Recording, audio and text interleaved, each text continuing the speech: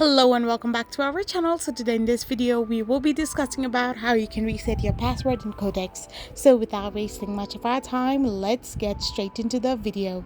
So first and foremost, to reset your account, you need to first of all open a web browser. So once you open a web browser, you need to type in the URL www.qxbroker.com/en. So once you open it, you will end up in the official website of Quotex. There you need to tap on the login button.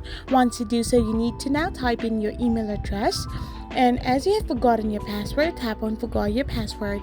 Then you need to type in the email address for your resetting of your password through your email address. So once you type in your email address, hit the confirm email, then you will get a link in your email address. So simply you need to tap on the Gmail account, and once you go in your Gmail, you can find the email by Quotex. So simply tap on it and tap on reset password.